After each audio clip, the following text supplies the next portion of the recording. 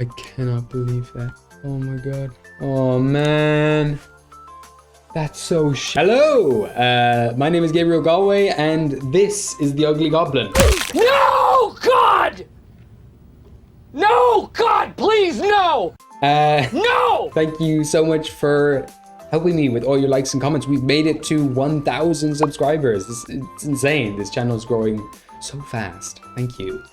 I can't thank you enough, genuinely. But what I can do is I can give you a classless skill tree, which you've all asked for in the comments. You've all voted for this, and so here it is.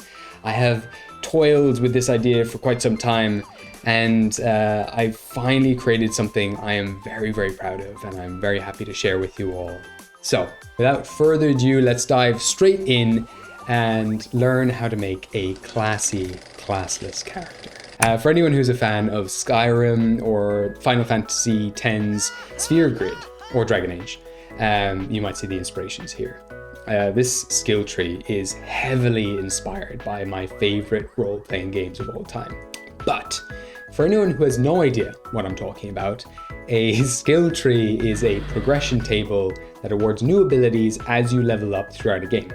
So it often starts off quite small with a limited number of abilities, and each time you learn or unlock a certain ability, the skill tree connects you to new, stronger abilities that relate back to the ones you own. So the first step in the character design process is very simple. It's choosing ability scores and race.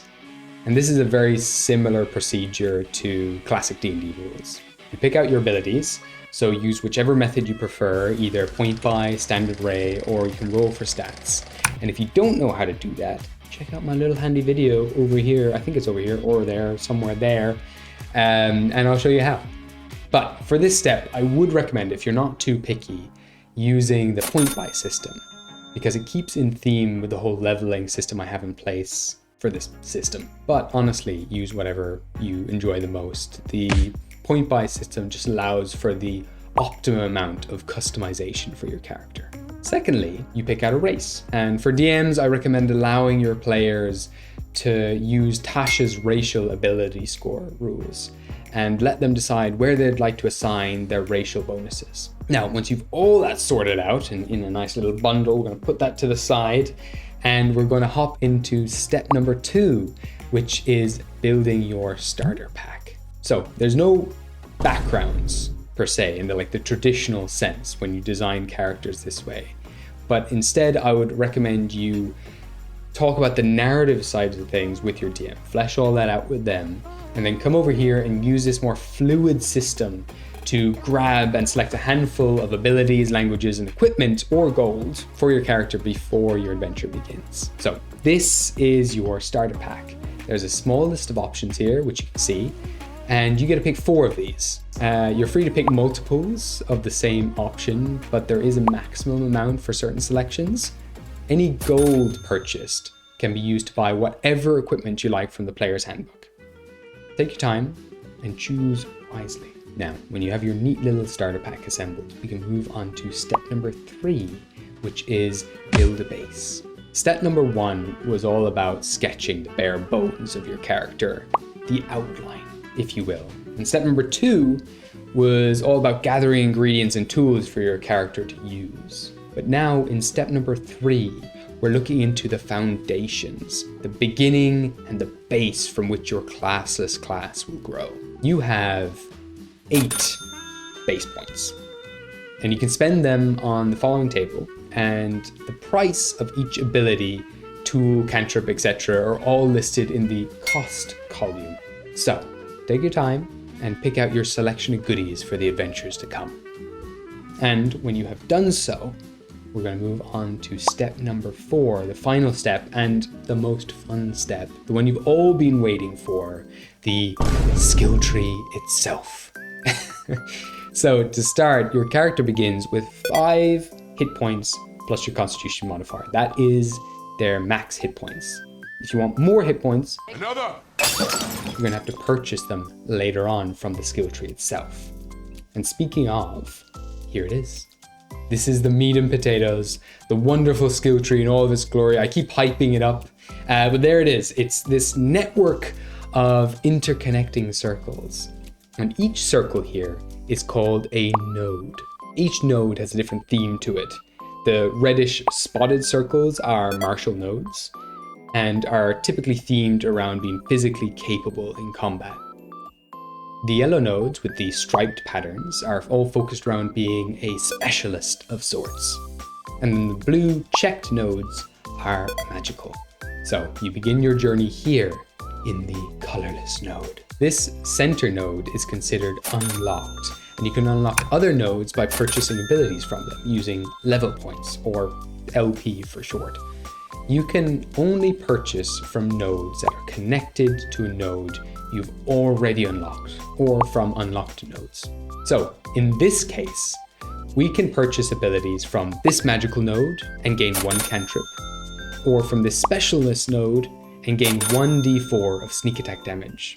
Or we can have 1d8 added to our second win pool if we purchase from this martial node, or we can purchase from this combat specialist node to make our unarmed attacks do 1d6 of damage. And the cool thing about this system is that you can keep purchasing from the same node to keep gaining more and more of that ability. So you can keep stacking sneak attack damage or continue adding to your second win pool. Also, colorless abilities can be purchased at any time from the center node. Purchase more HP, increase ability scores, or gain a new feat. What I think is really, really cool is that you can be this damage dealing machine and only have like 5 HP. But to do any of this, you're going to need level points. And you get 5 to start, and then you get 5 more every time you level up after that. And remember to keep track of each purchase you make. Whatever nodes you specialize in will determine your hit dice, and this might change throughout the game. So you have a number of hit dice equal to your level, but the type of hit dice that you roll is totally determined by which branches you have focused on the most. So choosing to purchase more martial nodes, for example, will mean that your hit dice are d10s. Or if you focused on magical nodes, it means you use d6s instead. If you only focus on the center colorless node, first of all, congratulations. As a normal Pokemon type lover, you have my heart. But also you get d8s. Or if your DM is really cool and loves you a lot, they'll give you d12s because you deserve it, to be honest. I think they should be d12s, but to be honest, it probably should be d8s to make it more balanced, but let me know what you think. You probably still have lots of questions, and I tried to answer as many of those in the document itself, which you can find in the description below. It's free. It's totally free.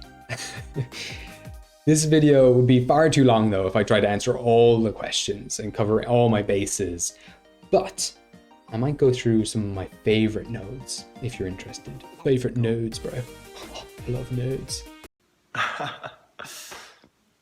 So the hit point exchange lets you replace a certain amount of your hit points with a willing creature's hit points. So you can lose maybe 5 hit points and give someone else 5 hit points. The second win pool is a collection of d8s equal to the number of times you've purchased this ability, and it lets you spend an action to essentially gain the healing benefits of a short rest, or the same healing mechanics of a short rest. And you can use any amount of d8s as you like for this. And beside this node is an ability that lets you heal other people with the d8s from your second win pool. This is my equivalent of the lay on hands spell, because I love paladins. They're the best class. You can fight me. You can fight me in the comments on that. No, please don't. That would be scary. But do flood the comments and let me know what your favorite class is and why it's the best. And we'll start like a little war and we can all figure out what's the best class. Or just hate on monks or rangers. Yeah, I know, I disgust you. But I would prefer that we didn't, because I do like monks. I think they're still pretty cool. Tyrannosaurus! But that is it. That is the classless skill tree. Thank you so much for watching. This classless skill tree is designed to take you as high as 5th level. If I had to accommodate for like every ability past that, my brain would have exploded. But it is totally usable for levels beyond that. In fact, it is a really good system for anyone who wants to run like a grittier fantasy game where encounters are deadly. and you always feel mortal. Listen, I'm not gonna lie, I'm super proud of this thing, but it hasn't been playtested all that much. And so I want to ask you, my new established audience, Okay, let's go. if you'll do me a small favor, will you be my playtesters? I might ask you to go and read this skill tree, see what you think. The link to the document is down below in the description, so go check that out. And then come back here and flood the comments with your reviews and let me know how we can make this better, what you would change, or if you love it, you know, what you like about it. Thank you so much for watching. Gosh, like this channel has gotten so big so fast, and I cannot thank you. Like, this is just so cool. Thank you. Please comment below and let me know what you think of this thing. Do you like it? Will you use it in your game? And yeah, give me your review. Let me know if you change anything or the aspects that you like the most. I'd love to know about that. What are the strengths and what can we focus on to make this thing better? I love hearing about your games in the comments below. It's just so cool to be able to do that, to see how other people are running games, little tips and tricks they use in their games. It's great, it's amazing. So thank you all so much for being a part of this channel. That is the Classless skill tree. Thank you so much. I am really, really proud of this thing. And I don't think I would have put the time into making it if it wasn't for all the support I've been getting on this channel. So thank you very much. Check it out. It is totally free. It's all yours. Have a wonderful week. Happy gaming, and I'll see you next time. Goodbye. In this video, I'm going to go through and break down the skill tree in 4 easy steps. That is 3 fingers.